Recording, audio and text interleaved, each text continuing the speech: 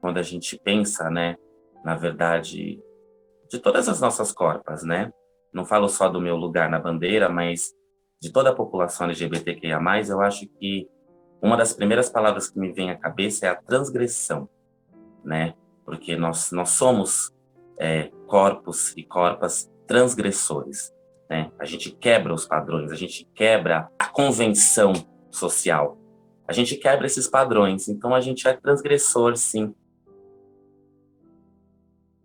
Oi, meu nome é Sara, eu tenho 19 anos, eu sou estudante de psicologia, já estou no meu terceiro ano da faculdade e, bom, eu sou pansexual e não faz tanto tempo que eu descobri isso, na verdade é uma coisa bem recente, uma coisa de 2 anos somente.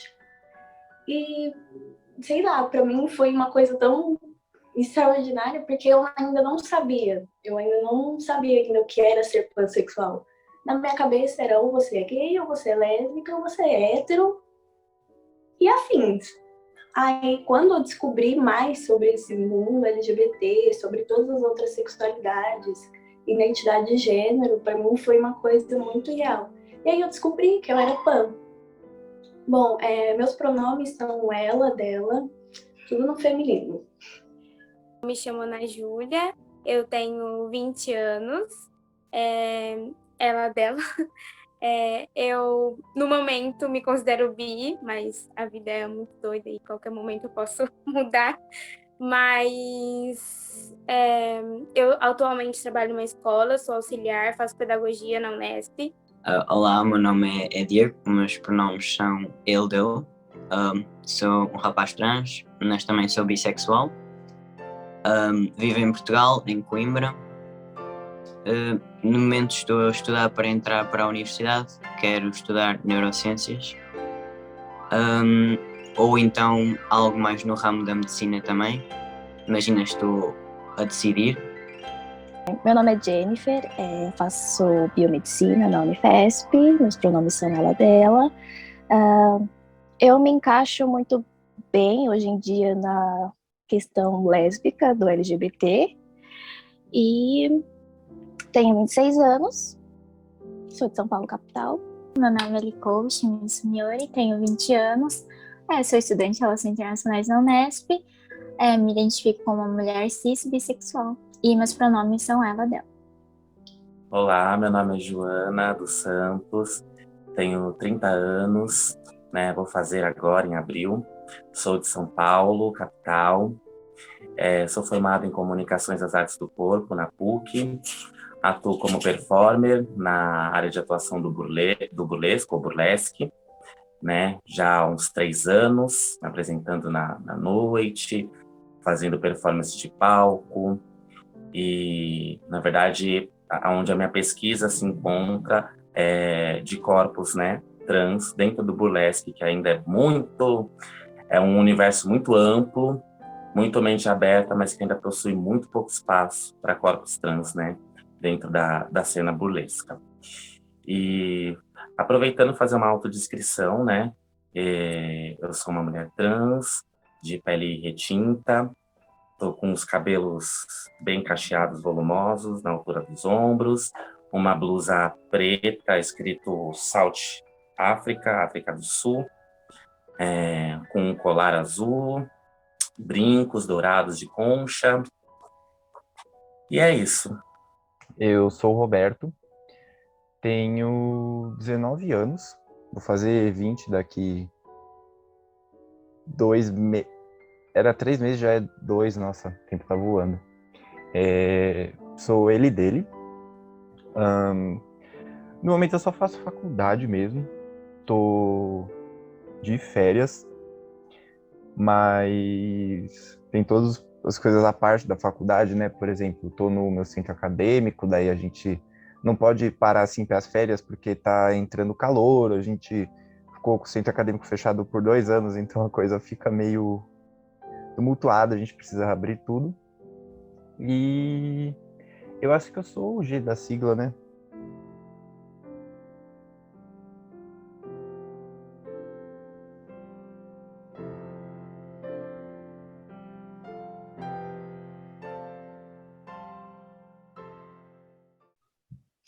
Minha relação com audiovisual em geral na minha vida é, sempre foi uma relação bastante próxima, porque minha mãe, principalmente, gostava muito de cinema, filmes, então isso sempre esteve presente na minha vida até hoje. Então eu gosto bastante de série, filmes, então é uma coisa bastante presente mesmo. Então, a minha relação com o audiovisual, né, na comunicação geral, foi bem assim, foi crescente, né? Eu sempre gostei de filmes, lógico, na infância, né, o que mais me atraía eram as animações, desenhos, mas eu sempre fui atraída por isso, não é à toa que eu acabei indo para essa área da comunicação, né? E, bom, artes do corpo é no geral, né? Então a gente é uma disciplina, uma formação multidisciplinar, né? Então eu me formei em teatro, dança e performance. Então acho que não tem como fugir, né, dessas linguagens visuais, né? E foi por conta disso, por conta do meu crescimento, eu sempre gostei muito, sempre me atraiu muito esse universo da dramaturgia, televisivo. Eu sempre fui uma pessoa que consumia, agora não tanto, né? Agora na maioridade não tanto, mas na infância, pré-adolescência, adolescência, eu assistia muito a televisão, consumia muito a televisão, ia muito ao cinema, era assim, o meu playground preferido era ir para o cinema, aos finais de semana, né? Que inclusive estou distante, né? Nos últimos tempos, devido também a tudo que aconteceu, mas é algo que me faz muita falta ao cinema, eu gosto muito. Minha relação, ela foi mais próxima no meu passado. Eu lembro que eu assistia muito Disney Channel, por exemplo, quando eu era bem novinho. Daí na pré-adolescência, eu quase não assistia assim muito, eu lia mais, lia bastante, até os 14 anos. Daí dos 15 aos 17, tipo, eu nem lia, nem assistia nada, tipo, eu nem lembro o que eu fazia para me entreter nessa época, eu não me entretia, basicamente. Daí, quando começou a pandemia, eu acabei, tipo, eu tinha muito tempo para não fazer nada, e, sei lá, eu tentava ocupar de todas as formas, mas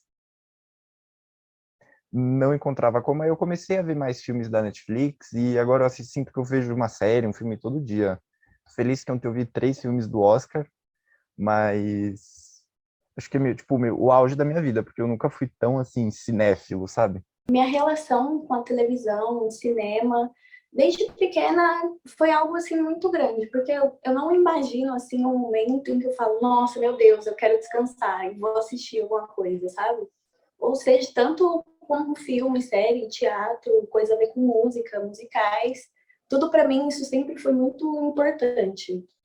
Tudo relacionado à arte, com televisão, exposição dessa forma, sempre me deixou muito feliz, me agradou muito. Fui introduzida ao cinema desde muito cedo.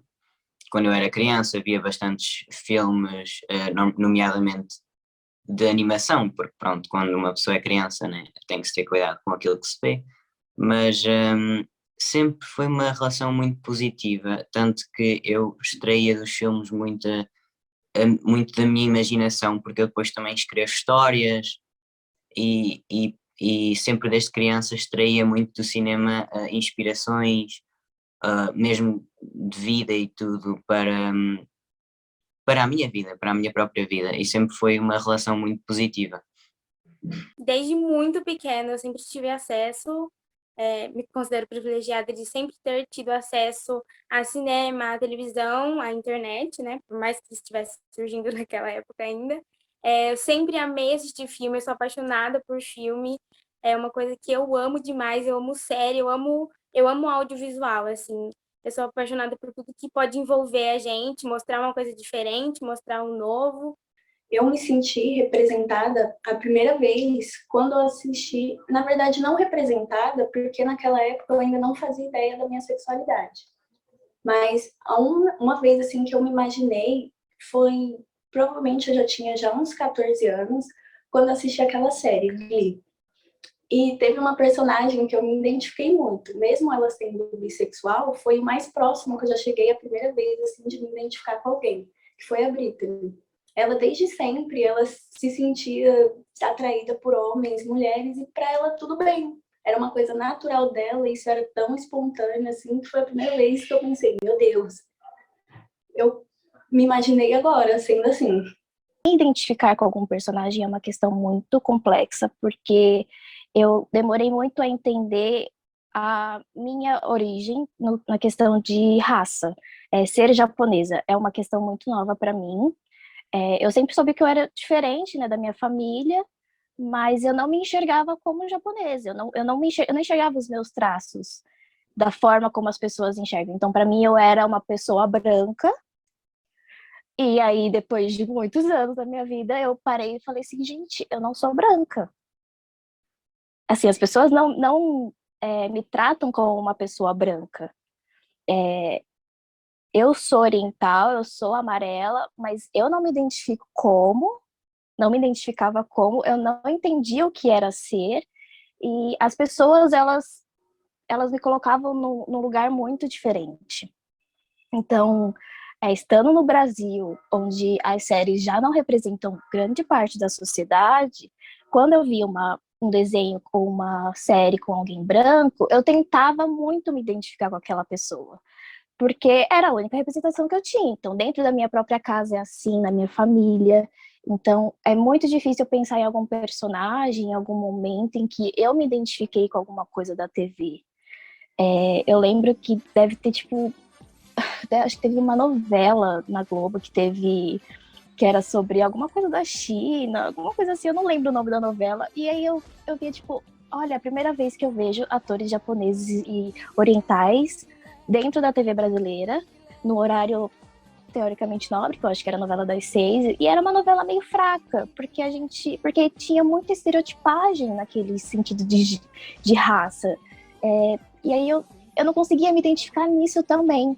Então eu não me identifico com os personagens brancos, eu não me identifico com os personagens orientais que eles criam na TV e nos filmes também, porque o filme mais recente que eu vi que tinha personagens orientais era o Shang-Chi, e ele é chinês.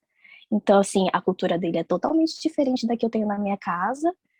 E, e é muito complexo pensar em me identificar só por esse ponto, já é, assim, muito difícil. Acredito que eu nunca tive uma figura ou um personagem, qualquer pessoa que estivesse na mídia ou no cinema ou na própria vida real mesmo, que eu me identificasse 100%. Então, no sentido de ser uma mulher cis, uma mulher bissexual e o fator racial de uma mulher asiática amarela. Então, acredito que eu nunca tive essa identificação total. Óbvio que eu tive outras personagens que eu me identifiquei porque, ela é mais quieta, ela gosta de ler, bacana, mas não em outros fatores nunca, assim, acho que tive essa identificação imediata. Duas personagens de um filme e de uma série trans, que quando eu assisti o filme, que é a rapariga dinamarquesa, ou a menina, nós em Portugal falamos rapariga, eu assisti o filme e, apesar de ser uma mulher trans e eu ser um rapaz trans, o ator, que é o Eddie Redmayne, ele fez um excelente trabalho ao atuar e nos mostrar exatamente aquilo que nós sentimos. E na altura eu estava a fazer a minha transição social, ainda não tinha feito a minha transição médica, nem hormonal, portanto eu identifiquei-me bastante com os sentimentos daquela personagem, e, e deu-me também força para enfrentar os medos que tinha em relação à transição médica e hormonal, porque obviamente as hormonas têm efeitos, as cirurgias têm riscos e assustam um pouquinho, pronto. Eu de momento também já fiz a minha cirurgia da parte do peito, mas pronto. Portanto, essa personagem ajudou-me muito a enfrentar estes medos e a ter a certeza daquilo que eu também queria. Olha, como eu me senti a primeira vez que eu me identifiquei numa tela, né? Eu vou dizer que, assim, isso não foi rápido, Foi natural? Foi, mas demorou muito tempo para eu perceber. A gente sabe que a gente tem, né? Hoje em dia a gente pode dizer que a gente tem mais do que antigamente, né? Como eu disse, tenho 30 anos, então aí, alguns anos atrás, a gente não tinha nenhuma representatividade, né? De pessoas, né? LGBTQIA+, no geral, na verdade, né? Então, a gente tinha... Nossa, se eu falar que é pouquíssimos, talvez eu esteja até sendo um pouco positiva, porque eu acho que não tinha nenhuma, assim, referência. Então, demorou um bom tempo, né? Eu tinha amiguinhos e amiguinhas e tudo, e vou dar um exemplo aqui meio bobinho, mas só para situar da situação. Os meus amiguinhos tinham personagens, né? Os heróis, as amiguinhas, as princesas, né? Heroínas também, que eram poucas, né? Também na época, mas tinha algumas esporadicamente. E logo tinha aquele reconhecimento, né? Aquela se via. E eu demorou por quê? Porque eu estava naquela, né? Como acredito que acontece na maioria dos casos de pessoas trans, de ficar naquela dúvida de não saber, né? Nem cá nem lá, né? Ficar numa não binariedade, só que não é uma não binariedade explicada, entendeu? E tipo, que não tá tudo bem, né? A gente acaba sendo reprimidos e forçados a escolher um lado, né? E aí como que faz, né? Com essas corpas que estão ali, né? Naquela linearidade, né? Então foi bem complicado, assim, foi bem demorado para eu perceber. Mas olha que coisa interessante de se refletir, porque, além de tudo isso, no meu tempo, né, de criança, também eram pouquíssimos personagens negros, né, negros, negras, era poucos. Então, assim, eu também não me via também não dessa forma também, porque, tá, podia ver então um personagem negro. Não tinha. Então acabava se vendo em personagens binários, brancos, héteros, aquela coisa toda. Então, eu vou dizer que a primeira vez que eu senti uma empatia, vamos dizer assim, empatia, não que eu me vi, mas uma empatia, assim, foi com a personagem Mulan, justamente porque ela retratava a inversão de valores, né? Ela era uma princesinha, tananana, e aí, enfim, eu não lembro direito a trama, mas eu sei que precisava de um soldado e na guarda real, e ela foi representar a família dela, porque não tinha homens na família, né? Era, enfim, uma sociedade patriarcal, né? Era a China medieval, e aí ela foi se alistar no exército como homem. E eu achei aquilo genial. Falei, nossa, olha aquilo, tá. Só que assim, eu não tinha aquela consciência, né? Era criança, não... mas já dentro de mim já bateu aquela empatia. Então eu vou dizer que foi a primeira vez assim que eu senti isso. Mas onde eu realmente me vi na tela, aí não foi nem na infância, talvez com a Biba do Castelo rá que eu vivi, mas eu fui ver bem mais para frente, assim, na minha infância, até a adolescência, veja bem, eu não conseguia me ver na tela. Pensar, falar de um momento que eu deu esse despertar de falar, nossa, eu acho que eu sou uma mulher bissexual, é difícil porque eu acho que não tive nenhum momento assim que eu falei, nossa, eu sou uma mulher bissexual, porque eu acho que foi algo que esteve presente toda a minha vida. Então, por exemplo, falando de mídia, filmes, qualquer mídia, desenho até, quando era criança, eu sentia atração mais por personagens femininas, né? E depois, obviamente, sentia atração por personagens masculinos também, mas em geral era mais femininas. Então, até assim, pensando agora, né, refletindo sobre minha sexualidade, minha infância, adolescência, eu consigo identificar, nossa, minha atração era totalmente por mulheres, garotas, né, personagens femininas. Então, acho que esse é o mais marcante, assim, de eu conseguir me entender como uma mulher bissexual. Desde a minha infância eu sempre soube que era bastante diferente dos meus amigos. eu nunca me enquadrei no papel de mulher, desde criança, não totalmente, claro que eu, obviamente, cresci enquanto mulher, então foram-me ensinados coisas que, obviamente, tinham mais a ver com mulheres do que homens, e eu não rejeitava completamente, porque eu sempre fui muito reprimido, então eu não tinha a capacidade nem a coragem de rejeitar certas coisas, tanto por medo do que iam pensar, como por medo de explorar isso dentro de mim próprio. Por isso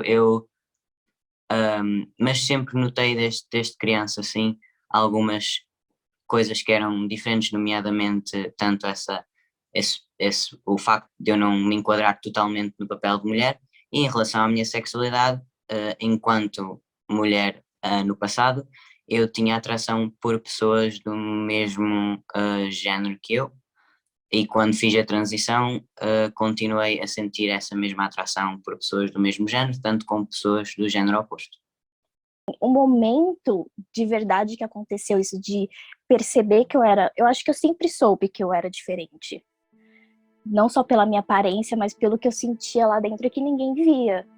E foi muito difícil eu ter essa coragem de falar assim, olha, isso que vocês querem que eu seja, ou isso que vocês estão vendo eu fazer, não é o que eu sou.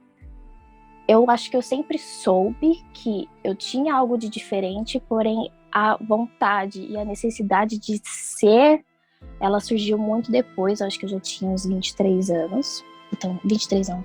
Eu acho que eu já tinha por volta de 20, 21. E aquilo foi assim, eu pude ser tudo. Eu pude ser até coisas que eu realmente não era, que eu pensava que eu tinha que ser também. Seja hétero, seja lésbica, seja bi, você tem um estereótipo, você tem uma caixinha, e eu pensava que eu tinha que estar naquela caixinha, porque eu não era nenhuma dessas 3 caixas.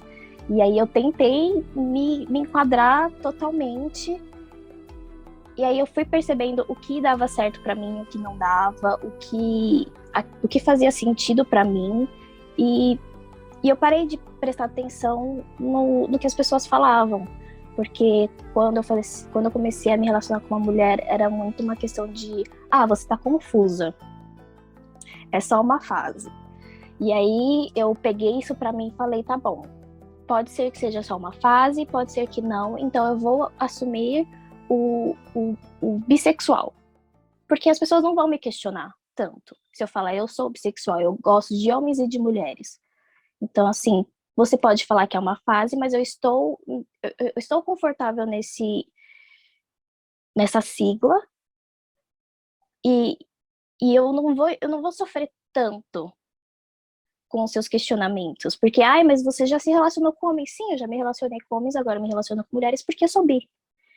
E aí, para eu entender que todas as minhas relações anteriores, elas eram por pressão mesmo, até hoje é meio estranho eu falar assim, sou lésbica. Eu acho que eu tô roubando o lugar de fala de alguém que desde a infância falou assim, gosto de meninas, e isso não aconteceu comigo. Eu não tinha interesse por absolutamente ninguém, tanto homem quanto mulher. Então, parece que a minha história não é validada, porque eu tive essa descoberta, ou essa coragem de ser eu mesma muito tarde.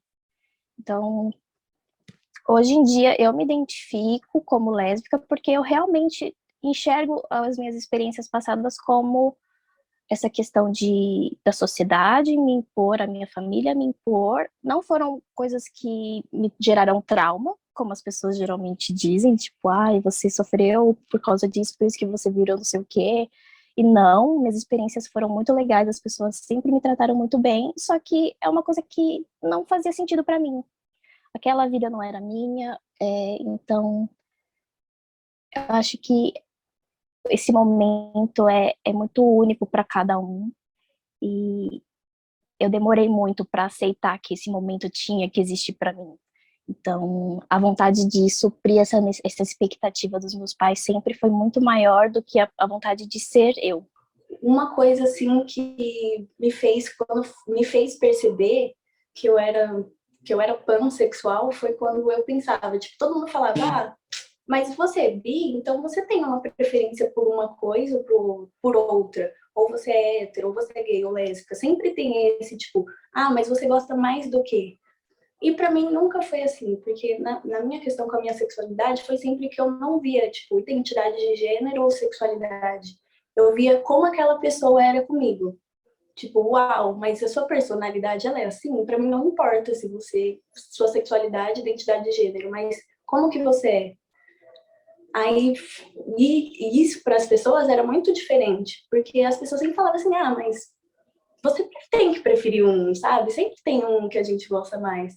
E comigo, não. Aí eu ficava sempre quando tocavam nesse assunto, tanto que eu sou bem retraída quando se trata da minha sexualidade.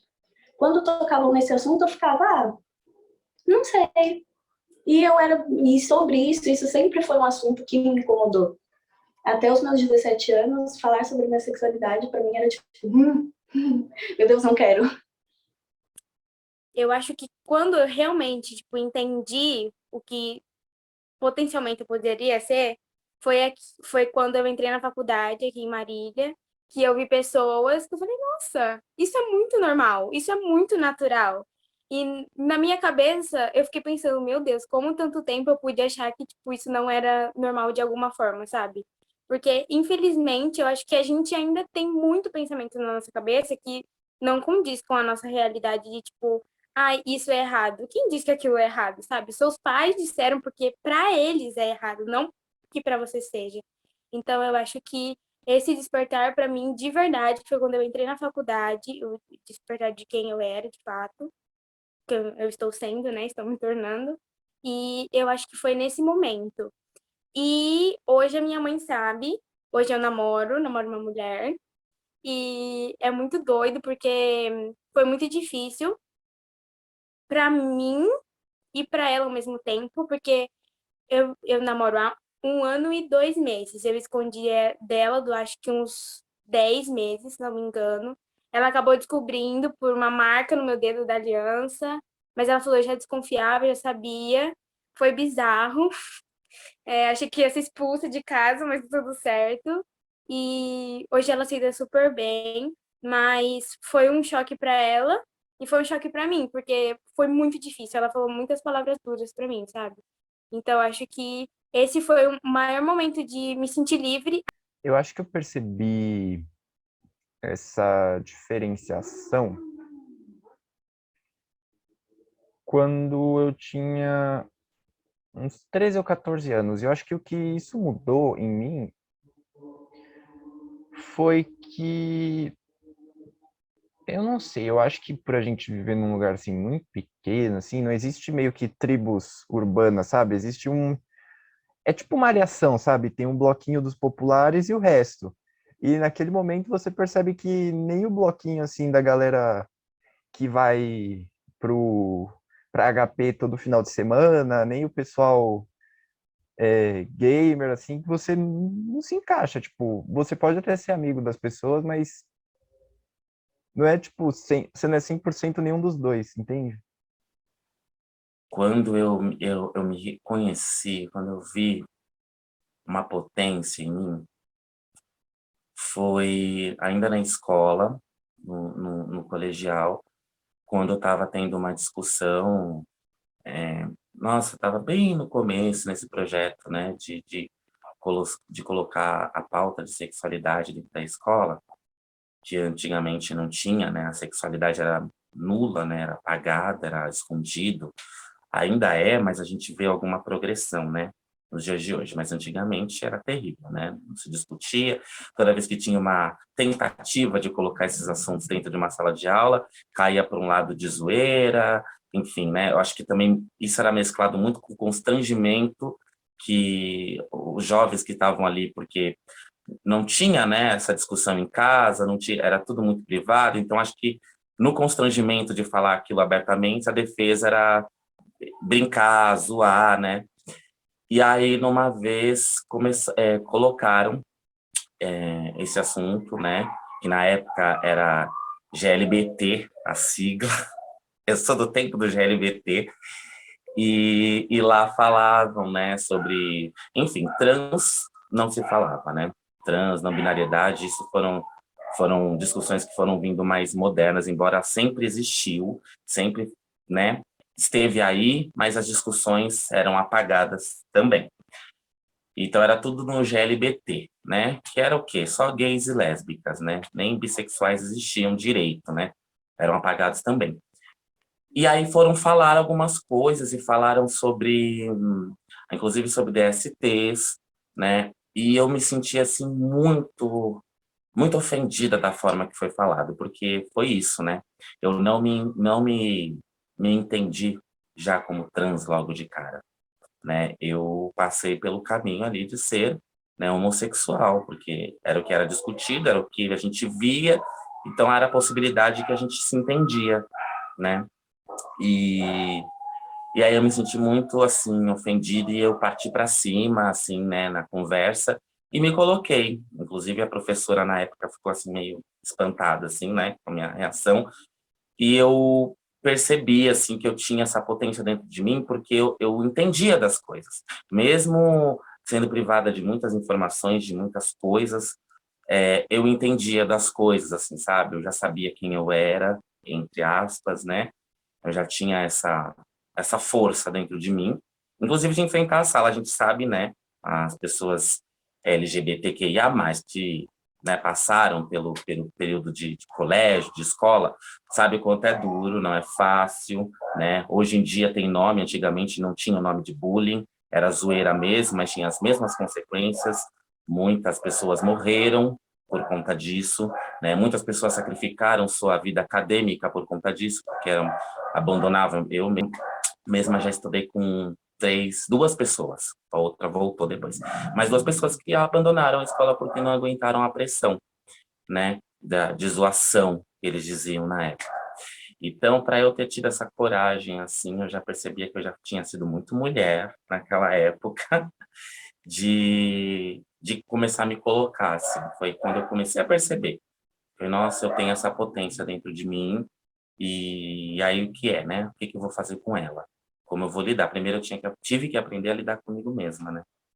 Existe uma série argentina chamada 100 Dias para se Apaixonar. Um, existe um rapaz trans nessa série que é o Juan, e é uma série que por acaso eu assisti há muito pouco tempo, portanto é recente, e apesar de eu já ter feito a minha transição, foi bom viver através desse personagem um, toda a minha transição outra vez, desta forma, porque, por exemplo, eu posso olhar para trás e pensar na minha transição, mas é bom quando se vê um personagem que parece que somos nós, e eu senti como se eu estivesse a ver a minha própria transição na tela. Eu não consigo lembrar de uma personagem exata da minha infância, é que foram várias, então eu não consigo identificar, mas eu consigo falar sobre uma atual, que é da série Atypical, da Netflix, não sei se vocês conhecem, mas é uma personagem que chama Izzy, e ela dá a entender, ela não, em nenhum momento da série ela fala que ela é uma mulher bissexual, mas ela, durante a série, ela se relaciona com homens e mulheres, né? Até que a história principal dela na série é o relacionamento dela com uma outra personagem feminina. E ela é uma mulher, né, interpretada por uma atriz asiática amarela. Então isso foi bastante, assim, importante, achei legal, bacana, obviamente que eu assisti essa série ano passado e eu fiquei, nossa, primeira vez que eu vejo isso, então acho que isso foi bem bacana. Uma outra personagem que depois, assim, já na minha pré-adolescência e adolescência, que me chamou muita atenção e que eu não me via, mas me fez entender como eu poderia ser, era a Mulher Gato, que estava dentro de mim, entendeu? Aquela gatuna, entendeu? Que era babadeira, independente, perigosa, entendeu? Era venenosa também, gostava bastante. E é isso, assim, eu acho que era personagens fictícios, ainda dentro desse universo mesmo, né? Infantilizado, vamos dizer assim, que eu me conseguia me identificar, me ver de uma certa forma, de acordo com as possibilidades da época, né? Eu nunca me senti na televisão, cinema, teatro, música, de alguma forma representada como pansexual. Eu nunca senti assim que iria aparecer, não que não tenha uma representatividade, ainda tem, tá começando a ter e isso para mim é muito bom. Só que as pessoas representam, por exemplo, tá, vamos fazer uma representação de alguém que seja gay, de uma pessoa gay, ou lésbica, ou bi. É sempre tipo, vamos destacar o que aquela pessoa gosta. E eu, como pansexual, para mim, como eu não vejo isso, eu nunca me senti representada assim por alguém que fala: tudo bem, eu não me importo o que você seja, eu me importo com quem você é. Então, isso, na verdade, teve muita falta para mim, porque isso ajudou comigo há muito tempo eu não saber o que eu era. Acho que se tivesse uma representatividade maior de pansexuais, eu não teria ficado tanto tempo perdida sobre a minha sexualidade. A questão da representatividade na minha vida como mulher bissexual, se eu tivesse visto pessoas sendo retratadas da forma como eu sou, né, como eu já falei, uma mulher bissexual, asiática amarela, nas grandes telas, na grande mídia, acredito que a minha percepção como pessoa, como mulher bissexual, seria totalmente diferente. Então, acredito que eu não teria demorado tanto, sim, para entender o que eu gostava, como eu me identificava. É muito difícil eu não olhar para trás e não sentir um sentimento de tempo perdido, porque eu poderia ter me encontrado muito antes, né? Eu poderia ter sido, assim, encaminhada, não sei se seria essa a palavra, mas eu acho que eu poderia ter tido uma tutela melhor, sabe? Se lá atrás eu tivesse tido contato, né, de forma positiva, complexa, aprofundada, sobre todas essas questões.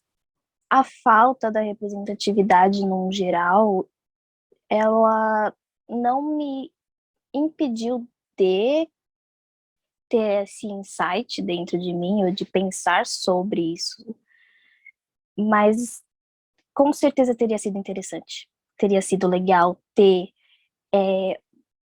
Como eu ainda nunca tive essa representação, eu não sei qual seria a minha emoção ao ver isso. Então, eu não sei se eu me sentiria feliz ou se eu me sentiria emocionada. Eu não sei o que aconteceria comigo se isso acontecesse. No cinema, eu penso que existe tanto muita representação LGBT, não só trans, mas também existe falta dela. Talvez exista mais representação homossexual do que bissexual, por exemplo, e existe mais representação homossexual do que transexual. Um, e no campo da transexualidade, existe muito mais representação de mulheres trans do que de homens trans. O que para mim trouxe-me assim alguns sentimentos de injustiça, apesar de eu compreender que talvez as mulheres trans precisem de mais representação porque são mais julgadas. Eu sinto que nós não estamos a ser totalmente representados também, e para pessoas que gostam muito do cinema e que dependem do cinema por vezes ou da televisão para se descobrirem, é importante que a representação seja igual para todos da comunidade. Tentar inserir a mulher lésbica na TV, nas séries, nos filmes, é interessante, é uma coisa necessária, assim como é necessário você, como estando no Brasil, você assistir uma novela e você não vê que existem personagens negros, é um absurdo. Então, assim, não existem personagens gays, lésbicas, transexuais, assim, é um absurdo hoje em dia. Estamos em 2022, então, assim, o seu mundo, a sua bolha pode não existir, mas eles existem, e se você quer representar a sociedade, você precisa colocar eles lá. Eu acho que essa representação, ou a falta dessa representação, num primeiro momento, eu acho que essa representação ela sempre existiu, mas como uma piada, sabe? São grupos que são retratados ou como piada ou como os vilões, sabe? Tipo aquele vilão da Meninas Superpoderosas, o vermelho. E é sempre nesse campo que a gente era jogado, mas depois começa essa mudança de ser retratado como pessoas normais, sabe? Eu acho que isso ajuda muito a você, tipo, realmente parar e pensar, então, eu não sou o vilão das Meninas Superpoderosas, eu sou uma pessoa como todas as outras, sabe? Eu até mesmo um herói. Tipo, aquela série Shadowhunters foi uma das principais, eu acho, porque tem todo tipo de personagem ali, tipo, eu acho que a autora faz pelo. Não, eu não acho que a autora faça pelo lucro, porque ela começou a escrever bem antes de virar moda. Mas tem todo tipo de personagem ali, tipo, de todos os grupos possíveis. E são pessoas normais, sabe? Que são tão heróicas quanto as outras, que cada uma tem a sua especificidade. Eu acho que isso é muito positivo de você entender que não é um limitante, sabe? Nosso audiovisual, ele é repleto de... Ele basicamente é só estereótipo, né? É, da forma como os gays são retratados, eu acho muito absurdo, assim, que é muito, muito extremo. A TV, ela é... Não sei se seria dura demais, mas ela é... Ela magoa muito a gente, sabe? As mulheres em si, elas são muito sexualizadas. Eu acho que esse é o ponto. A sexualização da mulher. Sendo ela lésbica, sendo ela bi, sendo ela trans, não sei. Mas ela é sexualizada. E isso é muito prejudicial, sabe? É bizarro a sexualização da mulher em si, na sua totalidade. Eu acho isso muito invasivo, que a gente perde muito a nossa liberdade de fazer o que a gente quer e de ser o que a gente é, assim, sabe? A mulher asiática amarela é retratada como uma mulher é, passiva, submissa, quieta, e também uma mulher que sofre muitas fetichizações, então, dentro da sociedade. Então, tem homens, principalmente, que, eu gosto de mulheres asiáticas, eu gosto de japonesas. Então, tem esse tipo de fetichização que não é muito discutido, né, dentro da sociedade, e acredito que se a mulher é bissexual também, né, essa mulher asiática é bissexual também, acredito que essa fetichização fica maior ainda. Então, é uma coisa atrás da outra, sabe? Então, e assim, eu tô falando sobre isso agora, mas como ninguém discute sobre isso, né? E também, como a grande mídia não fala sobre isso, acaba que ninguém fica sabendo, ninguém quer discutir, ninguém quer resolver sobre isso, né? Então, acho que isso é um tópico importante para refletir e discutir. Quando, por exemplo, o audiovisual ele vai falar sobre uma história que aconteceu. Por exemplo, o Titanic. Quando ele vai falar sobre o Titanic, ele vai atrás de pessoas, no caso, né, no tempo passado, que viveram aquele momento. Quando o teleaudiovisual vai falar sobre, infelizmente, o governo Bolsonaro, ele tem que falar de pessoas que estão dentro do governo Bolsonaro. Então, como você vai falar sobre uma comunidade LGBT se você não conversa com as pessoas LGBT? Eu acho que é a partir desse princípio. Eu acho que é como você vai falar de alguém se você nem sabe? É muito fofoca, sabe? Ah, escutei ou eu vi e é aquilo ali. Eu acho que não é assim que funciona, não é assim que acontece. Eu acho que a gente tem que saber o que a gente está falando, o que a gente está fazendo. É basicamente o que a gente vê em pedagogia ou o que a gente vê na escola. A gente precisa ler, a gente precisa saber o que a gente está aprendendo e, se for necessário essa reprodução, a gente tem que saber mais ainda, porque a gente vai estar falando para alguém, óbvio, com uma certa propriedade, né? Tipo, olha, eu estudei sobre isso. Quando o professor ele entra na sala de aula, ele tem que saber o que ele está falando.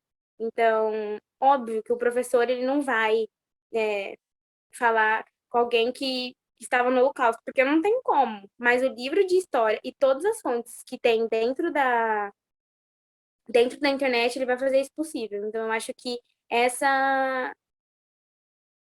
falta esse frescor, assim, de ver as pessoas, falar com as pessoas, conversar. de perguntar, você gostaria de ser representado assim? Acho que por eu não ter tido essa representatividade, outras pessoas também não tiveram. Então, a grande parte da maioria, na grande parte mesmo da maioria, não sabe o que é ser pansexual. Para todo mundo é tipo, pansexual é uma frescura de ser bi, sabe? É tipo uma coisa igual. E todo mundo classifica isso como igual. Então, quando eu falo, tipo, para alguém, qual que é a sua sexualidade? Eu sou pan. O primeiro estereótipo que passa na cabeça dessa pessoa é, nossa, uau, ela deve ficar com todo mundo toda hora. Eles não veem isso de uma forma romântica, eles veem de uma forma tipo, uau, te convidaria para uma orgia, por exemplo. Porque eles não veem isso de uma forma romântica, eles veem isso de uma forma, como você fica com todo mundo, por que eu não vou te colocar no meio de algo assim, entendeu? Aí, isso é meio complicado. Não que tenha problema, mas é porque elas veem somente esse lado sexual.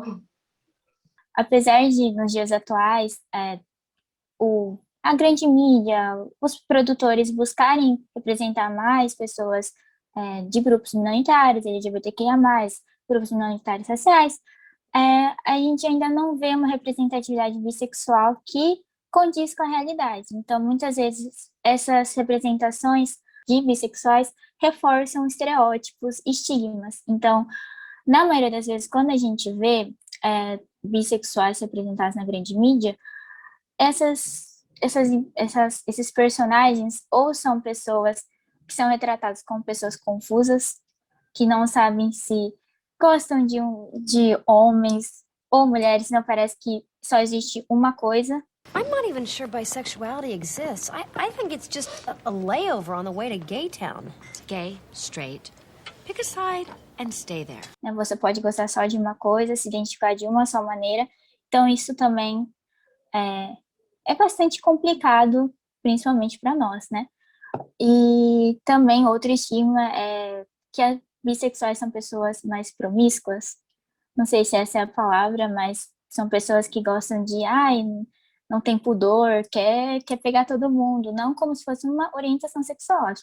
A pessoa gosta de mulheres e homens. This whole bisexual thing it's kind of throwing me for a loop. You know, you've been with men, you've been with women.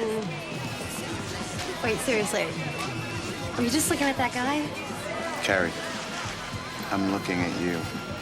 I'm with you. E ok, é só isso, né? Nada difere, não muda de nenhuma outra pessoa de orientação sexual diferente.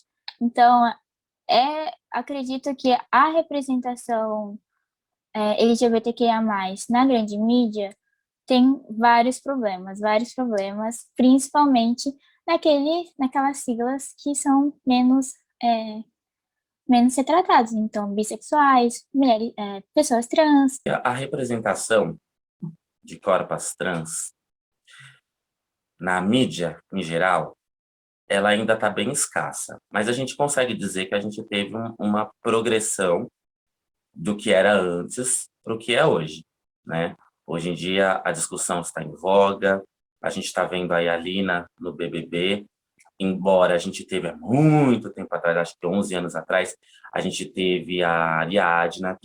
A Ariadna, por exemplo, foi um bom exemplo, assim, para mim, né? Assim, de se ver abertamente. Por quê? Porque o lugar que a gente vê essas corpas era sempre num lugar marginalizado. Era sempre num lugar de prostituição, num lugar de rua, num lugar precarizado. E isso era uma coisa que também me podou muito, de eu já conseguir, assim, tão cedo conseguir me ver e me entender. Por quê? Porque quando eu ia buscar algum exemplo e o que me era apontado era sempre esse lugar, sempre nessa possibilidade. Então, isso me dava... Eu sei hoje que isso era uma forma de realmente de me podar, de me limitar, de me causar medo, de eu me entender mesmo.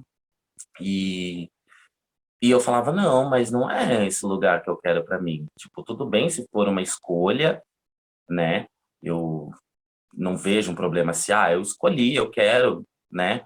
Tudo bem, mas a gente vê que na maioria das vezes não é nessas circunstâncias. Mas eu vejo isso. Eu vejo que quando a gente consegue quebrar isso e ver mais, eu não digo nem só de pessoas trans, mas de ver mais diversidade nas telas, a gente consegue, além de quebrar paradigmas e trazer em voga as discussões, a gente consegue dar horizonte para as pessoas, né? Quando a gente começa a ver, voltando no passado e ainda num exemplo infantil, mas quando a gente consegue ver um herói como o Super Choque, por exemplo, a gente sai daquele padrão, entendeu? Do menino marginalizado, só favelado, que depois vai roubar, entendeu? Para o menino. Ou quando a gente vê exemplos, como até agora a gente teve aqui de heroínas negras, né? Médicas negras, a gente sai daquele padrão da mulher negra, que é uma doméstica, né? E abre o horizonte. A gente pode fazer de tudo, a gente não está limitado, e a sociedade não tem o direito de nos enquadrar em caixinhas e dizer que aqui é o seu lugar, ali é o tal lugar. E não, né? O nosso lugar é em todo lugar, né? Então, eu acho que é muito importante a gente como eu disse, né? Aconteceram muitas mudanças, mas ainda é muito pouco. Eu acho que, eu digo, agora não posso dizer que na voz, representando aí a grande maioria das pessoas LGBTQIA+, eu acho que é um sentimento em geral que ainda é muito pouco. A gente pode ver muito mais representatividade, a gente pode normatizar muito mais. Eu acho que a mídia tem um papel, uma função muito importante nisso, porque vai estigmatizando as nossas corpas e nos normalizando, né? Eu acho que é isso, né? Nos colocando como seres humanos.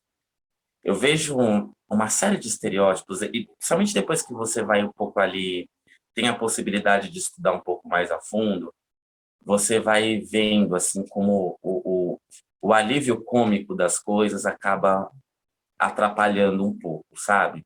E quando isso acaba virando um alívio, eu acho que aquilo tira um pouquinho, sabe? A visão do assunto em si para, sabe? Virar bagunça, vamos dizer assim. E eu vejo isso acontece muito com, com vários, assim, aspectos, na verdade. E isso eu posso falar do meu lugar de fala, né, como pessoa trans, mas eu vejo isso em vários aspectos. Quando a gente vê uma pessoa gorda e logo já coloca um papel engraçado, cômico, que facilmente cai naquele lugar de chacota, sabe? E isso acontece muito quando a gente vê, nossa, gente, eu não vou nem dar exemplo, porque tenho certeza que quem está me ouvindo vai vir assim exemplos automaticamente na cabeça, quando a gente pensa, o personagem gay que é engraçado, e resume apenas naquilo. Ele só é engraçado, ele serve para fazer as pessoas rirem, mas a gente não vê nada, existem muitas camadas além disso, e que fica só nessa superficialidade, sabe? E isso é muito ruim. Eu tive um exemplo, vou citar um exemplo aqui, de uma atriz que estudou comigo, inclusive, ela se formou um ano na minha frente, foi uma turma na minha frente, a Glamour Garcia, que interpretou a Britney. Eu não lembro o nome da novela agora, gente, mas foi agora bem recente. E ela fez uma personagem que, putz, eu fiquei muito feliz, porque foi uma possibilidade que a gente não via, né? Há muito tempo, uma pessoa trans está na televisão, está numa teledramaturgia, ou com uma personagem, e com uma personagem, tá, beleza. Eu acho interessante, mas acho que também não deve se limitar, né? Porque eu não vejo por que uma pessoa trans tem que fazer personagem trans. Se a gente vê muitos héteros fazendo personagens homossexual, a gente já teve héteros fazendo personagens trans, e por que trans só pode reproduzir trans? Né? Por que uma trans não pode fazer uma personagem uma mulher cis? Afinal, é uma personagem. Então, enfim, eu já fiquei um pouco incomodada, mas beleza, eu era uma visibilidade, né? Como eu vim falando, que a visibilidade é importante, então era uma visibilidade, dessa vez com representatividade, porque então não seria uma outra pessoa representando a vivência trans, né? E sim uma trans. Mas aí eu comecei eu vi um pouco a novela e comecei a ver umas certas problemáticas, porque ali foi ficando muito nesse estereótipo, sabe? Do só engraçado, alívio cômico, e não se aprofunda, né, nas camadas, né, gente? Primeiro, a gente já começa que se a gente fosse tudo bem, aí tem aquelas pessoas que falam, mas vai trazer assuntos muito pesados. A gente pode pensar em várias formas de abordar assuntos pesados, mas não é porque eles são pesados que a gente tem que evitar. Eles têm que ser falados, porque se eles não forem falados, eles vão continuar sendo graves, né? Eles vão continuar sendo emergências, né? E a gente vai ficar fugindo deles porque são pesados. Tem que tocar, gente. A ferida, quando a gente toca nela, ela dói, mas só mexendo que ela cura. E a gente tem um assunto aí que a gente, nossa, vem sendo, ele está aí há muito tempo, né? A mortalidade de pessoas trans. O Brasil continua em primeiro lugar nesse triste ranking de país que mais mata pessoas trans. E, em contrapartida, nós temos um outro ranking que revela que o Brasil é o maior país, né, em consumir material de pessoas trans e tal, e dentro do mercado sexual. Então, né, a gente percebe que é uma coisa ali que não faz sentido, né? É uma mistura de desejo e ódio que está ali entrelaçado e que vem muito da hipocrisia da sociedade, né? O Brasil possui uma sociedade muito hipócrita em muitos sentidos. Então, se a gente não toca nessa ferida, se a gente não traz esses assuntos em voga, isso vai continuando ali perdurando, porque está enraizado, né? É uma estrutura e a gente tem que quebrar essa estrutura. E eu acho que uma coisa que ajudaria muito é essa quebra desse padrão de estereotipar, né? O gay não é só engraçadinho, ele não é só um alívio cômico, né? O gay, ele tem várias camadas que podem ser trazidas, que podem ser exploradas no bom sentido, e para humanizar, né? Porque a gente não é só, nós não somos seres para fazer comédia, para as pessoas rirem, para fazer as pessoas rirem. Porque enquanto elas estão rindo, muitas das vezes, a gente está chorando. Então, a gente tem que pensar nisso, sabe? Usar, explorar de forma positiva essas várias camadas dessas existências para que a gente possa quebrar, sabe? Esses padrões, esses pré-julgamentos, né, que existem, e eu acho que é dessa forma. Os estereótipos devem ser quebrados urgente, gente. Me incomoda muito.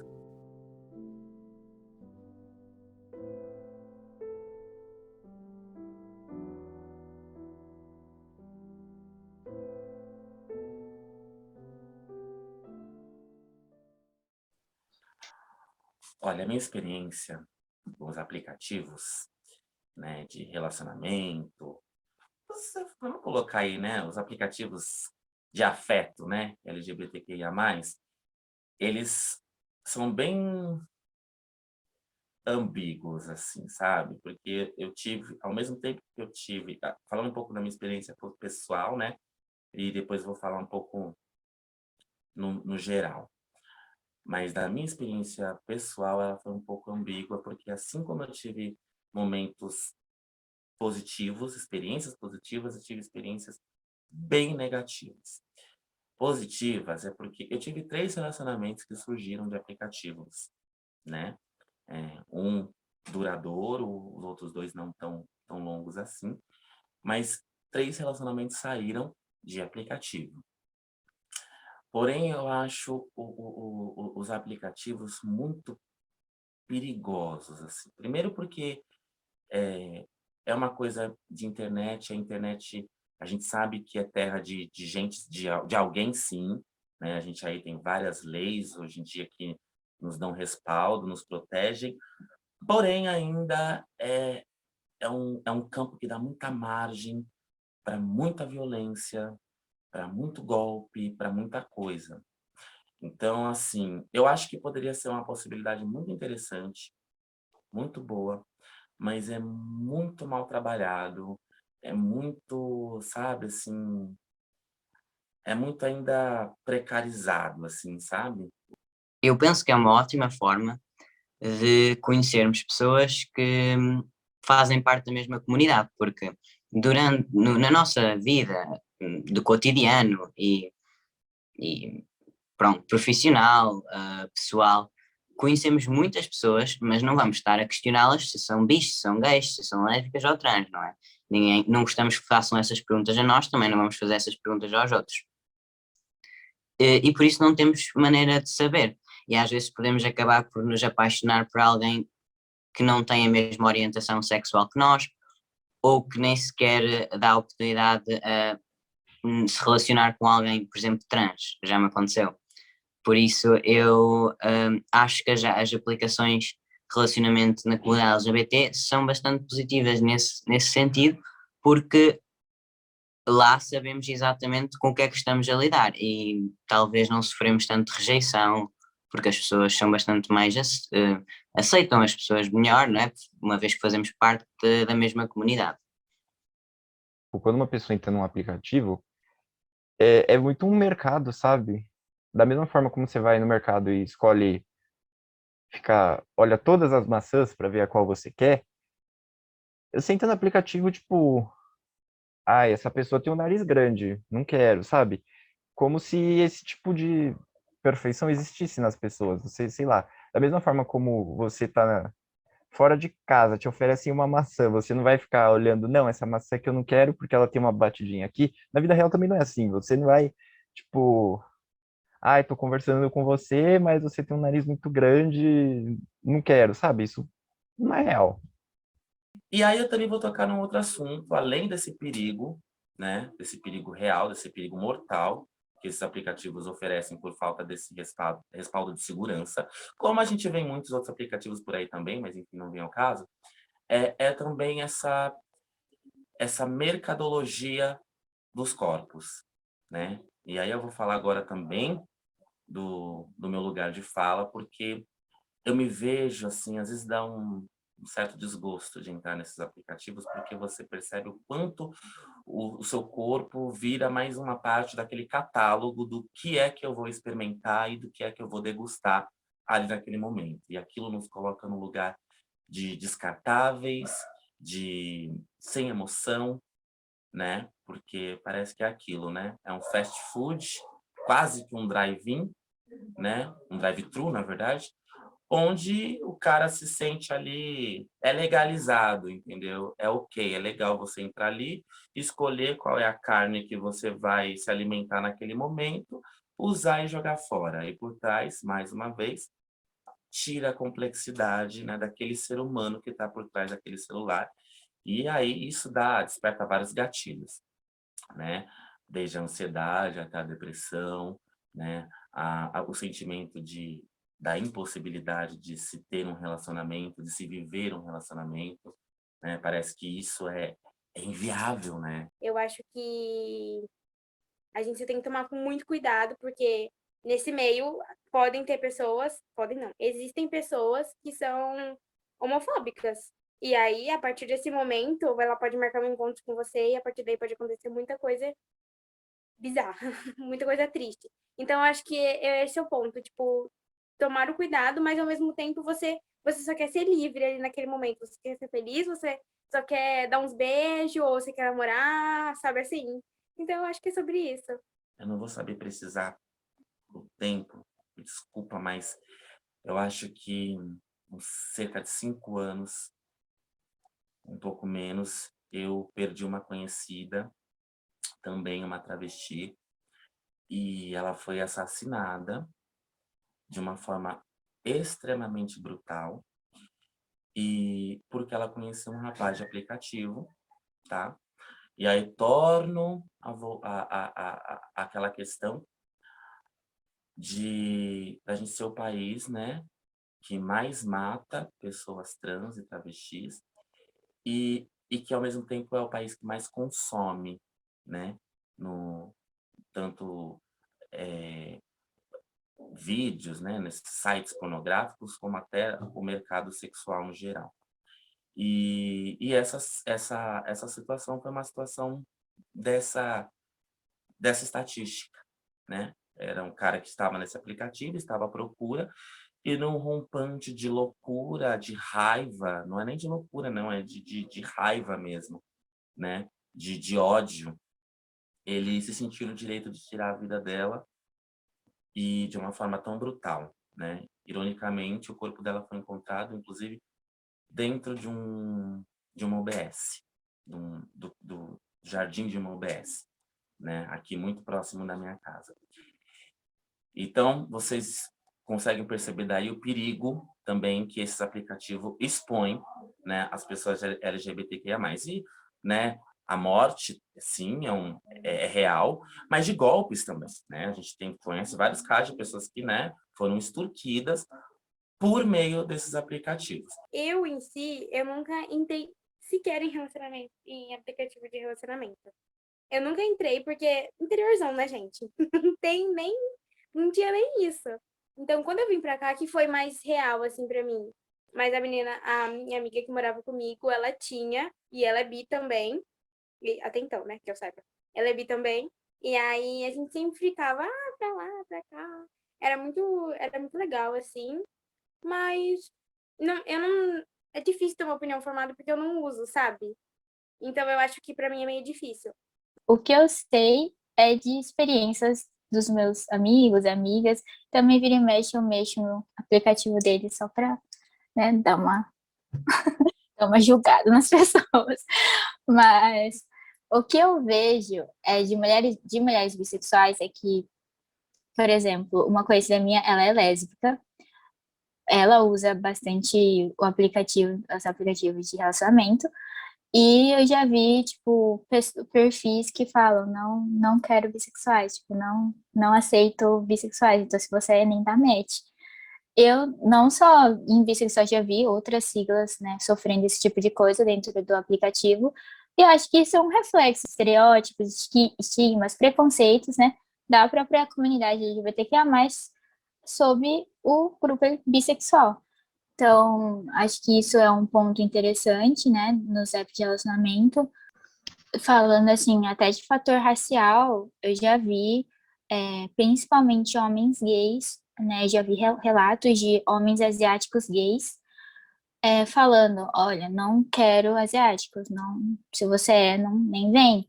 Ou, assim, não só assim, acho que de tudo, né? Existe de tudo nesses aplicativos, existe todo esse tipo de preconceito. Então, tem para pessoas negras, então, pessoal, né, LGBT, eu tô falando na comunidade LGBTQIA+, né?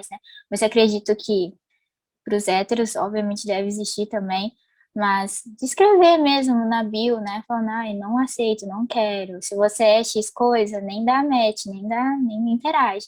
Minha percepção sobre aplicativos é que são super tóxicos, porque eu vejo que são muito extremos, sabe? Tem alguns que são, tipo, as pessoas entrarem achando que elas já vão se casar, e outros que são, tipo, mais pelo curtir a vida, só que as pessoas já entram lá, tipo, super tóxicas e cheias de exigências por pessoas irreais, sabe? Então, isso meio que pega toda a toxicidade que já existe entre nós e ela vai para um nível desse tamanho, porque as pessoas já botam, tipo, na bio que elas são tóxicas, tipo, elas descrevem ponto a ponto o que elas querem, e isso não existe na vida real, sabe? E se você você vai ler aquilo e você vê, não, eu não entro nisso aqui, então eu sou um lixo, é isso. Uma coisa que eu percebi desde que eu entrei nesse mundo é a existência de casais padrão, onde existe a sapatão bem masculinizada e a sapatão bem feminina. Eu acho que dentro dos aplicativos as pessoas elas acabam procurando por esse padrão. Então, se eu sou mais feminina, eu só posso procurar por mulheres que performem mais masculinidade, porque é assim que funcionam os casais. Não só na TV, como a gente geralmente vê os poucos casais, mas como na vida real, você só vê casal assim. Até nos outros aplicativos de tipo TikTok, Instagram, você vê muitos casais que são uma performatização de um casal hétero. Dentro do aplicativo é muito difícil eu dar match com uma mulher que é muito parecida comigo. É muito difícil. E se eu der um match, eu não sei desenvolver uma conversa, porque ela tá esperando de mim uma coisa que eu não sou.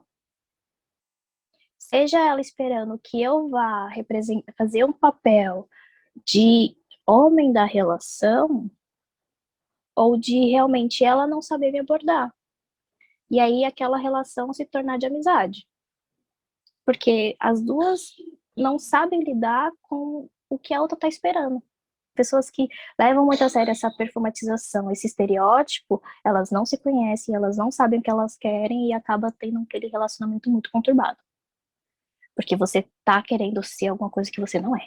Além da sociedade que tem, obviamente, preconceito com bissexuais, a própria comunidade LGBTQIA+, acaba reproduzindo esse preconceito também. Então, muitas pessoas que se identificam como lésbicas e gays principalmente, falam, não, você é uma pessoa, não, você é gay, ou você é lésbica, você não tá sabendo que você gosta, ai, para de fingir que você é hétero.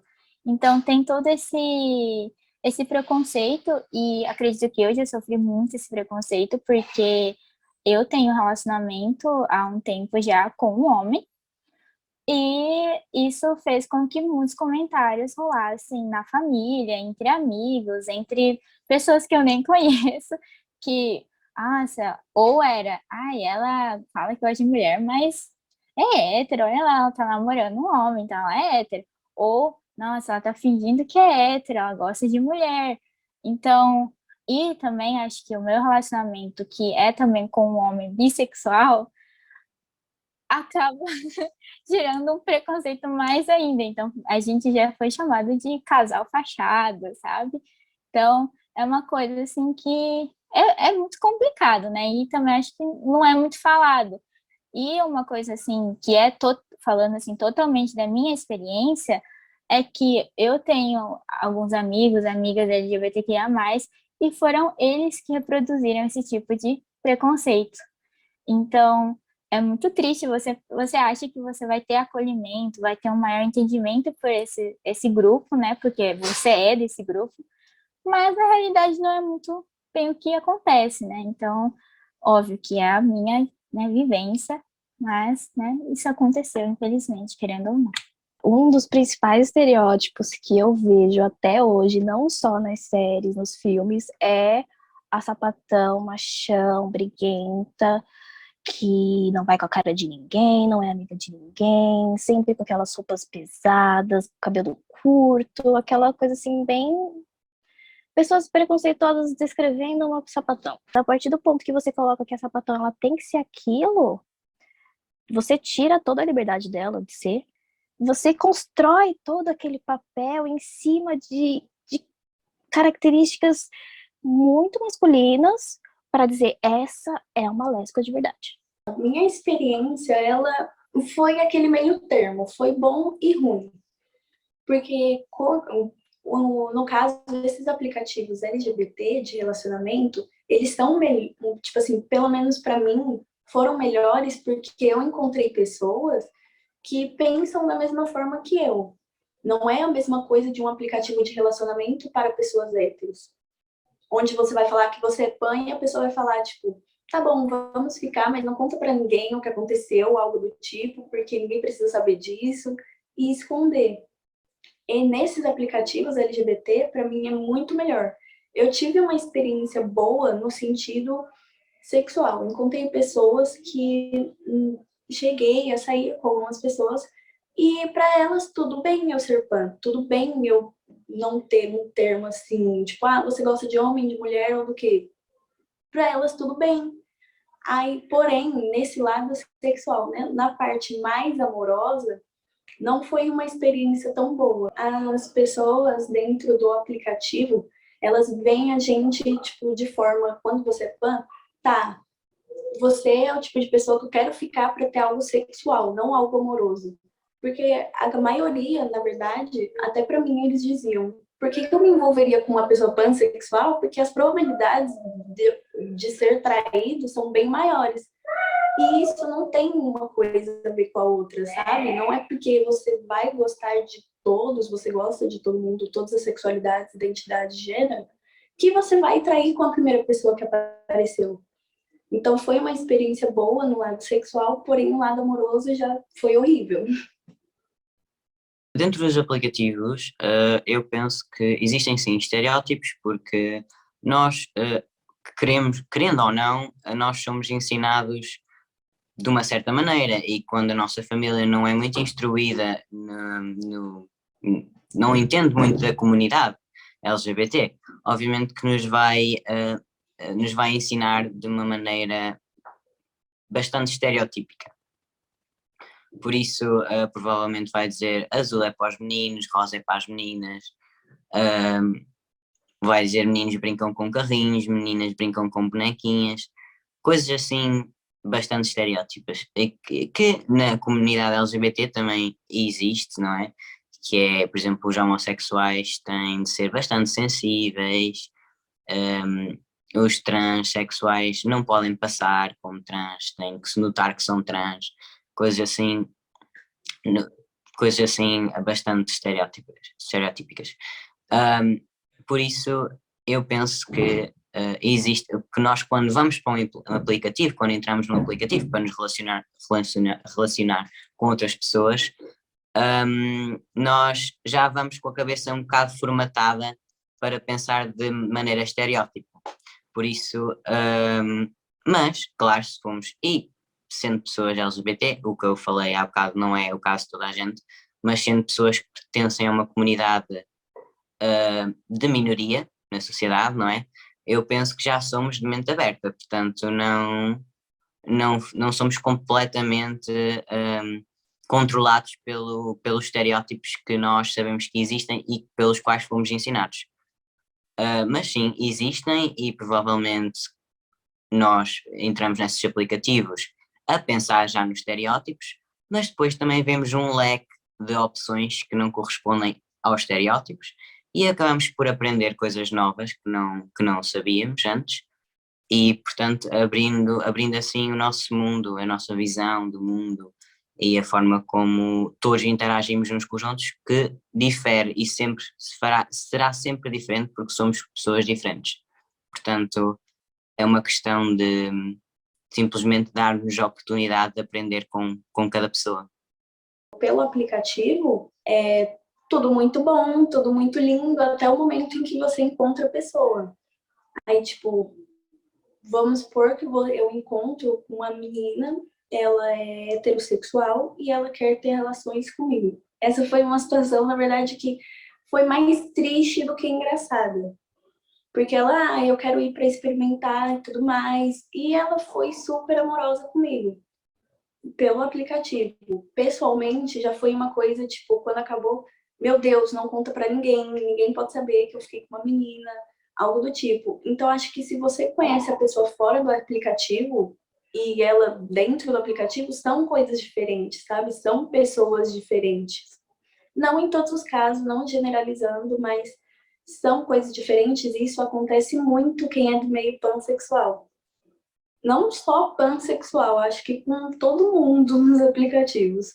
Eu acho que a maior consequência é que hoje, tipo, as pessoas, quando elas pensam em se relacionar, elas pensam, ai, vou conhecer alguém no Tinder, essas coisas. E quando você tá nesse desvio, quando você tem um corpo indesejado, as pessoas, a sua chance de conseguir alguém vai ser muito menor, porque as pessoas nem vão parar para te conhecer, elas já vão te passar pro lado. E isso pode afetar muito a autoestima das pessoas, sabe? Eu acredito que existem vários tipos de pessoas em aplicativos, mas como o mundo hoje está muito homogêneo, de certa forma, em que todo mundo quer ser igual a todo mundo, eu acho que esse lugar no caso da não representatividade, né, dessas pessoas. Os aplicativos, esses estereótipos, eles estão muito presentes, assim como eles estão na vida normal, sabe, do cotidiano, só que as pessoas, elas parecem que perdem a vergonha num aplicativo, tipo, já vi muitos casos de, por exemplo, pessoas negras que são reduzidas a um objeto sexual, sabe, tipo, não são tratadas como pessoas, é tipo, como se elas fossem máquinas, tipo, tira totalmente que aquela pessoa tem sentimentos, que aquela pessoa tem vontades próprias, sabe, não só ser reduzida à etnia delas. os aplicativos eles estão cheios de estereótipos, né? Então eu avalio assim os estereótipos nos aplicativos como um grande festival. É um festival de estereótipo de todos os lados, tá? E eu vejo que existe assim uma classe que sai perdendo grandemente nessa batalha aí, porque o estereótipo, ele, como eu disse, né, ele tá ali para taxar aquela coisa superficial, né?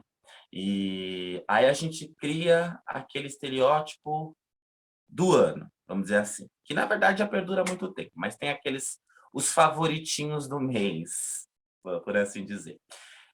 Então, e isso a gente vê em todas as faixas da bandeira, tá? Seja com as mulheres homossexuais, com os homens homossexuais, não binárias, bissexuais, travestis e trans. Em todas as faixas, existe aquele estereótipo que é aquele que, ao mesmo tempo, também é aquele ideal a ser atingido, né? Que é o que causa a ansiedade e a depressão em muitas pessoas, porque, puta, se não for daquele jeito, eu vou morrer sozinha, porque, né? Eu não sou o que as pessoas procuram, né? Não sou aquele corpo que as pessoas desejam, né? Então, aí cria aquilo, né? A gente sabe que nem todo mundo alcança, porque nós temos cada um dentro de si a beleza do seu corpo, a sua beleza. A gente não tem essa coisa da beleza ideal, gente. A gente tem que parar com isso, sabe? Por isso que eu falo, o estereótipo, ele é um veneno, ele é um veneno que vai matando aos poucos, tanto de dentro para fora como de fora para dentro. O estereótipo visto lá fora, pelas pessoas que não são da comunidade, como os estereótipos de dentro também da comunidade. Eles precisam ser exterminados, porque enquanto existirem os estereótipos, a gente vai existir as minorias dentro das minorias. Os aplicativos eles têm um potencial muito grande, mas eles têm que ser revistos, abordados de outra forma. Eu mesmo agora no momento não consigo dizer exatamente tudo que pode ser feito, mas eu acho que se é pensado em conjunto, a gente consegue chegar numa forma que seja um uso saudável para todo mundo, porque por enquanto não é, né?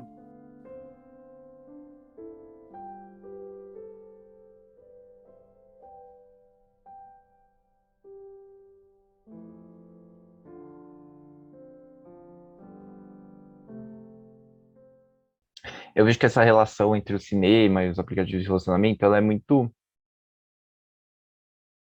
é bilateral, mas o cinema influencia muito esses aplicativos, por quê? A gente vê que o cinema, ele é tanto um reflexo da nossa cultura, como os filmes assim que alcançam mais pessoas, que têm o maior sucesso, eles não são produzidos numa garagem, infelizmente. São pessoas muito ricas que investem, são pessoas muito ricas que estão lá na produção, os estúdios que fazem, e elas podem botar a visão dela de mundo, mesmo nessa construção dos estereótipos, né? Então, sei lá, pessoas negras serem agressivas, pessoas asiáticas serem quietinhas e estudiosas, é, cada grupo social se comportar de uma forma, e isso está formando a mentalidade das pessoas. E quando essa mentalidade é formada, as pessoas entram no aplicativo procurando o que elas entendem no mundo. Só que essa visão delas, essa concepção de mundo delas, está sendo formada pelo cinema. E se é esse tipo de mentalidade que está na cabeça delas, é isso que elas vão procurar, entende?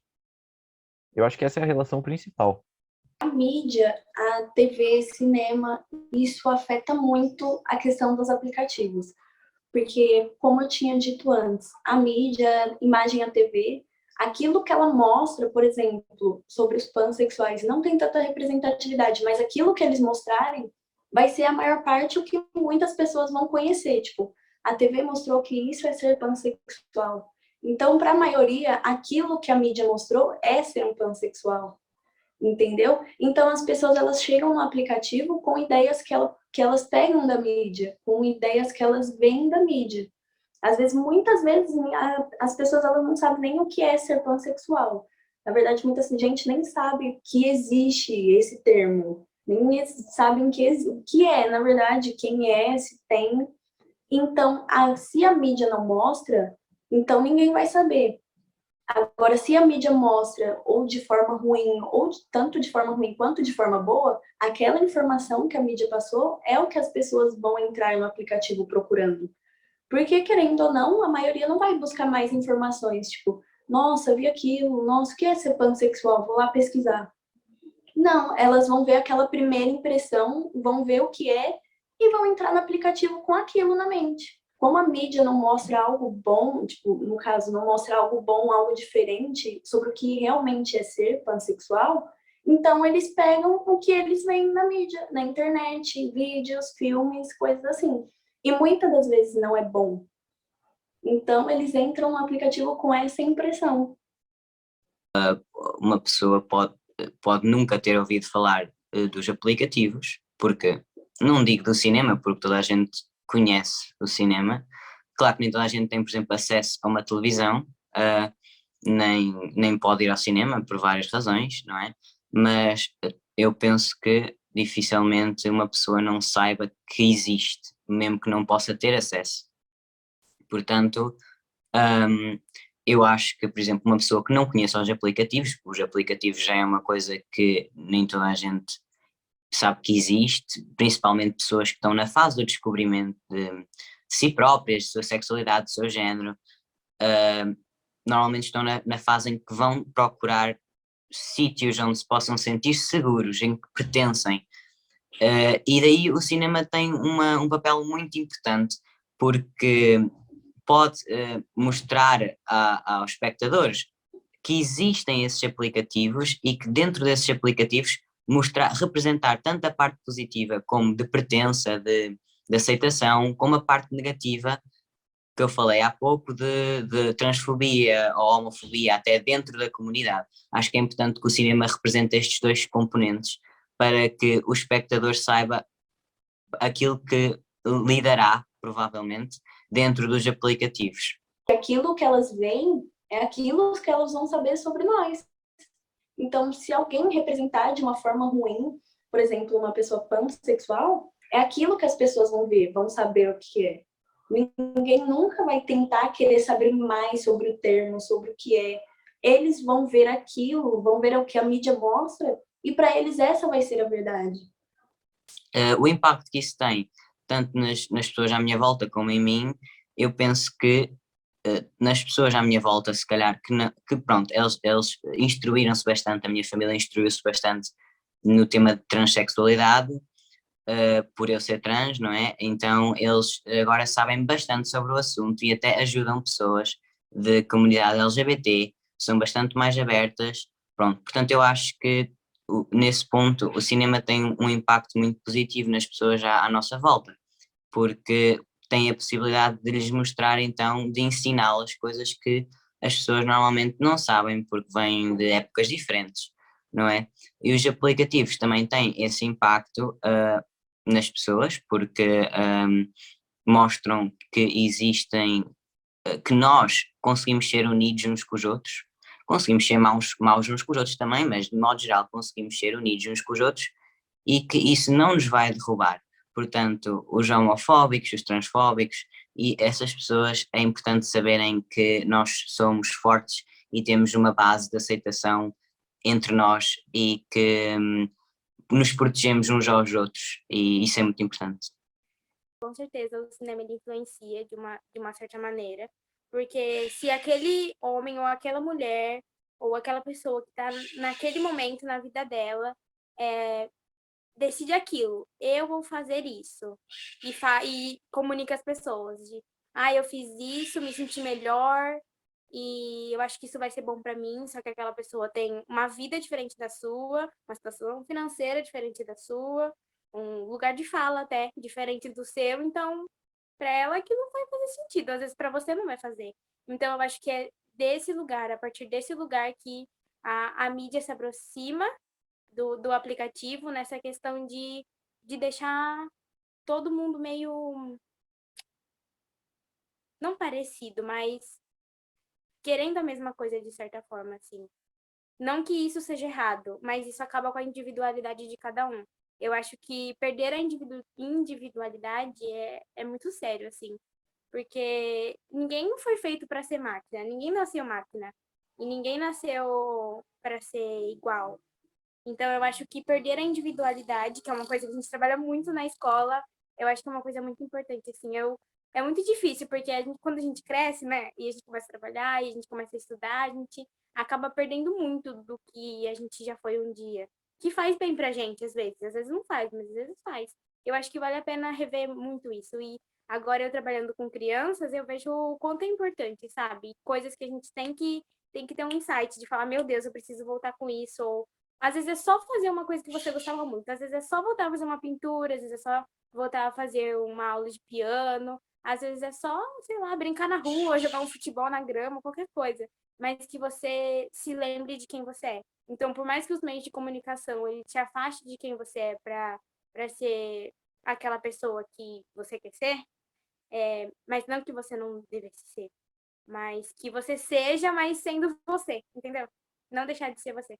Acredito que se a grande mídia consegue fazer uma representação real da mulher bissexual nas suas telas, acho que essa imagem reflete dentro dos apps de relacionamento. Então, querendo ou não, essas representações influenciam na visão como as pessoas se portam, como as pessoas pensam, principalmente na questão da orientação sexual. Então, acredito que se alguns estereótipos não forem reproduzidos dentro de séries e filmes, principalmente de pessoas bissexuais, acredito que as pessoas iriam refletir um pouco e não reproduzir esses mesmos preconceitos dentro dos apps de relacionamento. E obviamente que nenhum preconceito é bom, nenhum estigma, estereótipo é bom. Então, falando de mim, obviamente que isso seria positivo, né, se isso acontecesse, né?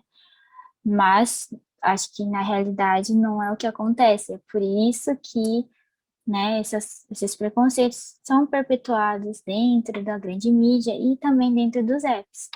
Então, acho que o caminho é esse, né? E a relação é isso. Acho que um reflete o outro. A grande mídia reflete os apps e vice-versa. Eu acho de extrema importância a gente falar sobre as mídias, porque elas influenciam a gente, como a gente viu em toda, em toda essa, em todo esse lugar que nós estamos, nós vemos todos os dias o quanto a mídia influencia, porque se uma pessoa é massacrada, todas as outras vão atrás, sabe? Eu acho que é muito desse lugar. Então, eu acho importante a gente falar sobre a representatividade, sobre o espaço de cada um, sobre a individualidade de cada um, que apesar de nós sermos um grupo com subconjuntos, nós ainda somos diferentes, apesar de pertencermos ao mesmo subconjunto. Então, eu acho que isso é importante. Eu acho que a gente respeitar a individualidade de cada um, o espaço de cada um, que é de extrema importância.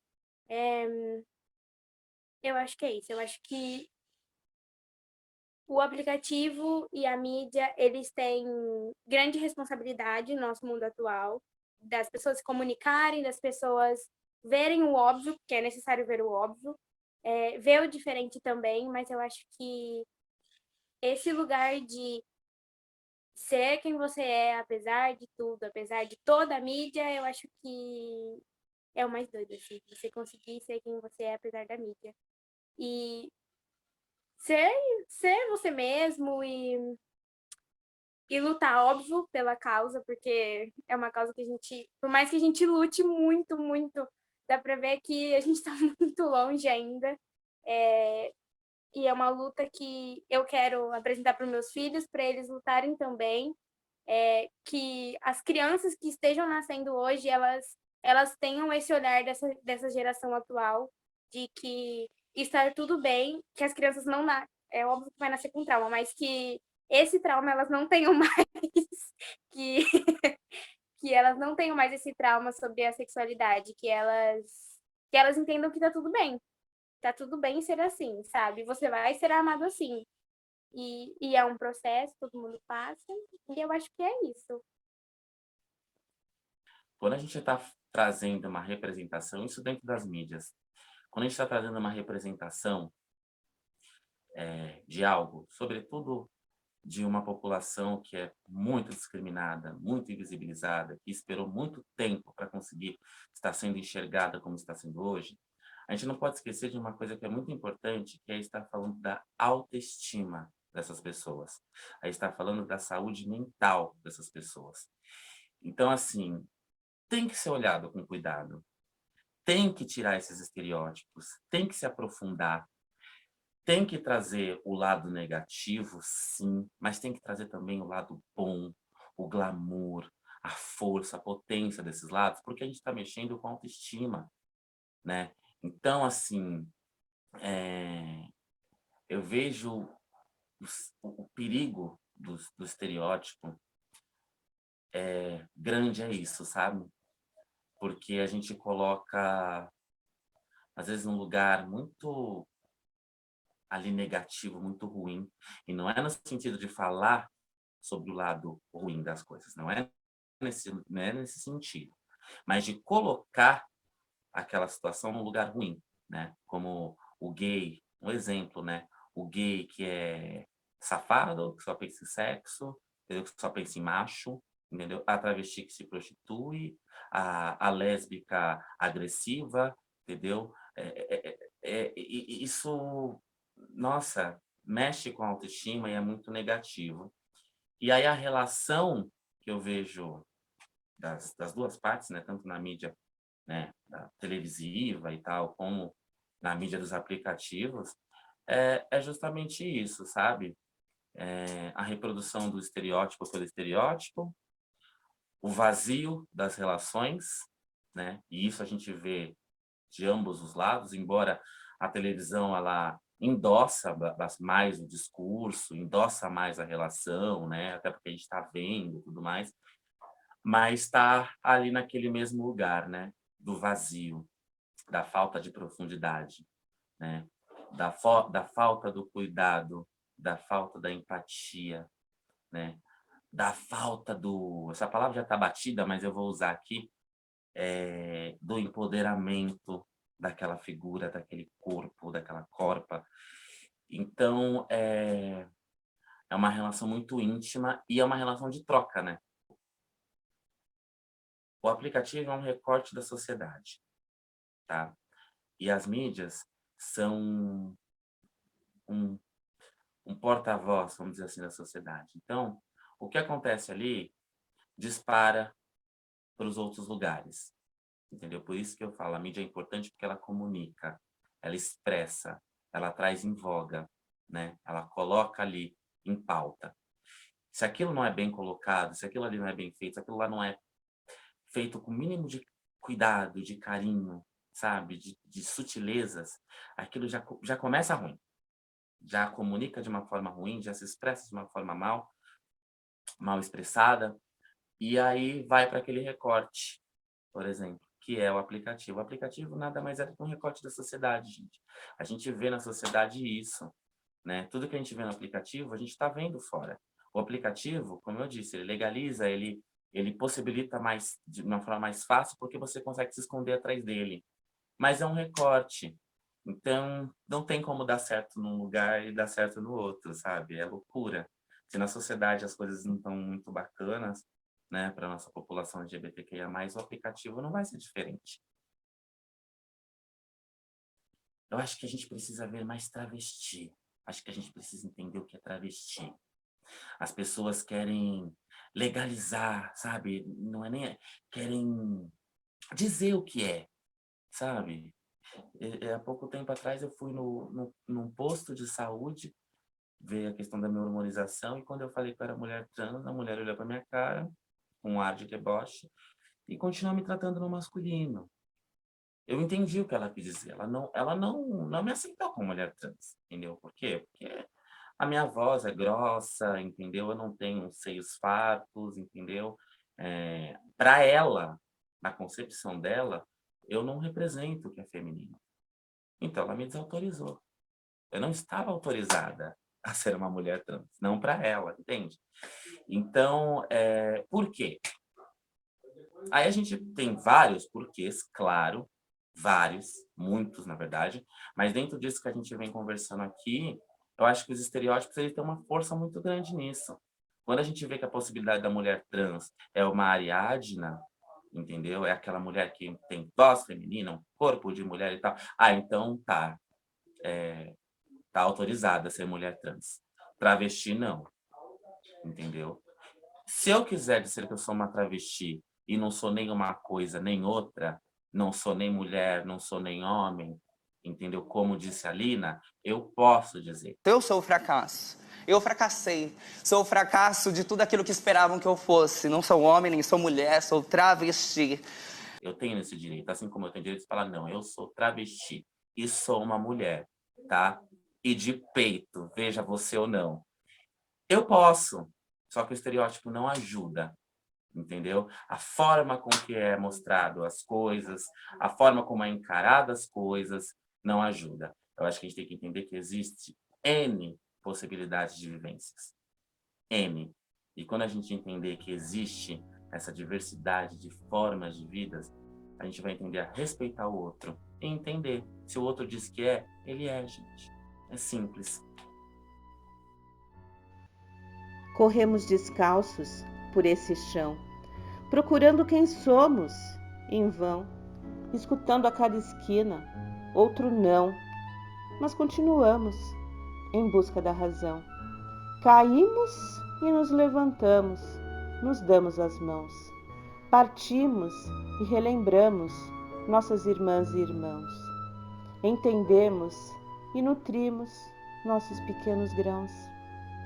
Porque o tempo passa, a vida continua, a verdade se faz e se insinua. Assumamos então o que é nosso, para que a dor diminua, o orgulho floresça e se redistribua.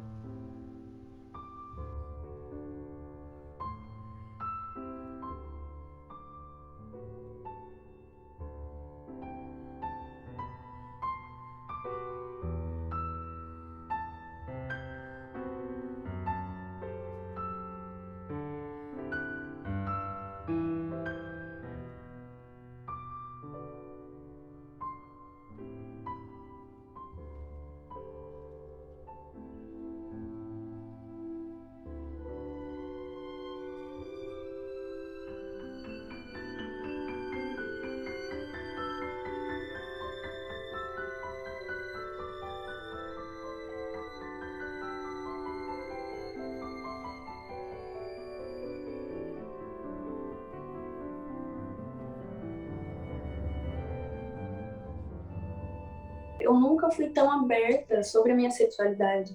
Eu nunca cheguei a conversar sobre isso, tipo, sobre estereótipos que colocaram em mim, sobre minhas experiências com aplicativo, mídia, coisas que realmente afetam muito. Eu nunca, tipo, tive um espaço assim para ficar tão aberta para conversar sobre isso, sobre como realmente me afetou. E isso foi muito bom. E tipo, apesar das coisas ruins, tipo, a comunidade LGBT, ela tá crescendo, sabe? Tá começando a ter visibilidade, tá começando, tipo, a mostrar a realidade para as pessoas. E como se, gente, isso é normal e tá tudo bem. E isso é muito bom para mim. Sim, foi uma experiência muito interessante. Eu, por acaso, nunca tinha tido a oportunidade de falar sobre a minha transição e as minhas visões do mundo, e tanto na comunidade LGBT como no cinema, que é algo que eu gosto bastante, que inclusive antes de ter decidido mudar para neurociências, eu queria ser diretor de cinema, precisamente pelo motivo de que eu acho que o cinema pode mudar o mundo de uma forma muito positiva. E pronto, e portanto foi bastante interessante poder falar e expressar-me, e até as minhas visões das perguntas que vocês me questionaram, porque nunca tive essa oportunidade, e por isso foi uma experiência muito interessante, e obrigado por me terem convidado. Eu queria agradecer pelo espaço, acho muito bacana o projeto, a ideia. Acho que esse momento faz eu refletir sobre mim mesma, sobre a minha sexualidade, sobre como isso é afetado pela mídia ou não. A gente está falando de uma coisa, são pessoas, seres humanos. E seres humanos estão em todos os lugares, em todas as áreas. Então, eu queria agradecer o espaço, a possibilidade de poder me expressar, de poder falar, de trazer um pouquinho da minha vivência.